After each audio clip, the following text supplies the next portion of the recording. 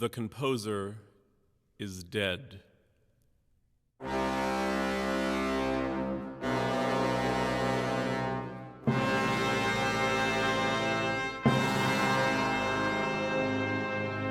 The Composer is Dead is a work for narrator and orchestra that introduces the orchestra to people who may otherwise be unfamiliar with it, or reintroduces the orchestra to people who are familiar with it.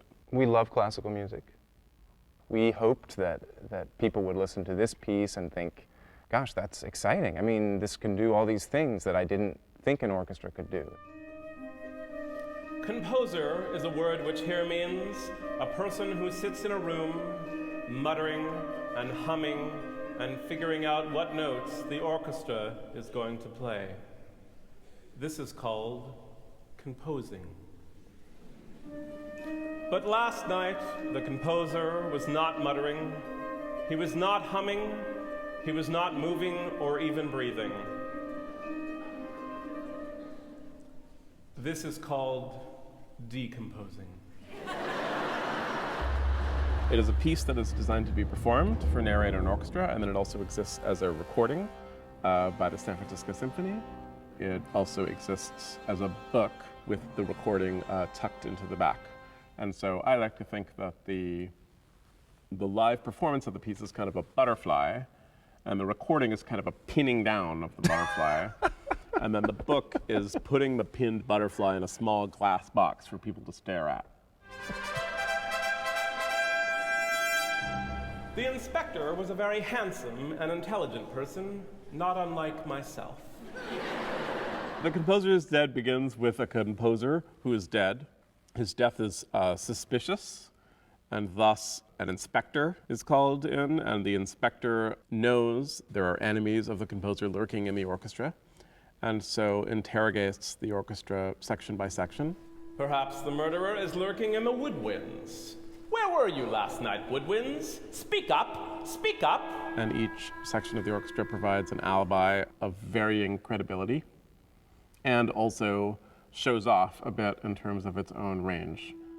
We were doing bird imitations, said the flutes, the shiniest and highest pitched of the woodwinds.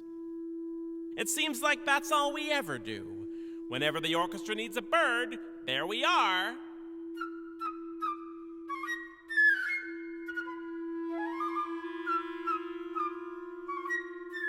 Well, I like to think of The Composer is Dead as sort of a gateway drug that will lead to a lifelong addiction to classical music.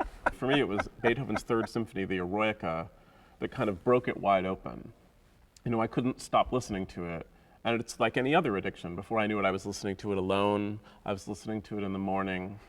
And then slowly, I went from Beethoven to Bach. I went from Bach to Mahler. I went from Mahler to Shostakovich. See, there's something addiction. Wrong there.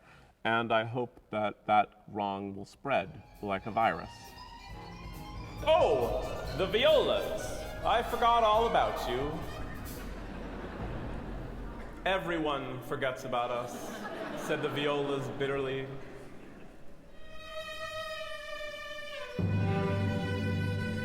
We play the notes and the chords that nobody cares about. We play crucial counter melodies nobody hears. We often have to stay late after performances and stack up all of the chairs. The music covers quite a lot of territory because I wanted people to get the sense that the orchestra can do just about anything. There's a waltz, there's a scene in a nightclub that's basically techno. Then there's this incredibly menacing music every time he says the word dead, which is this, growling, Thundering low brass fanfare of doom that I wish I could hear every time I said the word dead just in everyday life.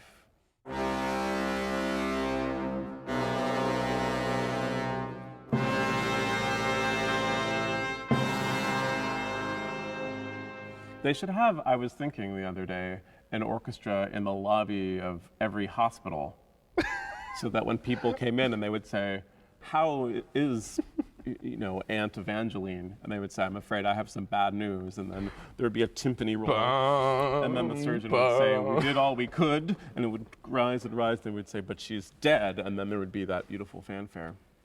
Of course, for employees of the gift shop and things like that, it would be quite tiresome to hear it over and over again. Mozart.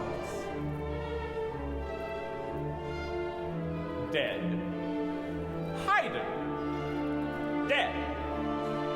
Schubert, unfinished, but dead. It's like an episode of Law and Order combined with a symphony by Shostakovich.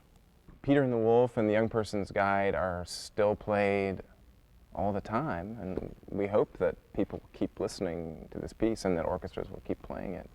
I hope as long as there are orchestras, that orchestras will play The Composer is Dead, and when there are no more orchestras, I hope the world ends. If you want to hear the work of the world's greatest composers, you're going to have to allow a little murder here and there.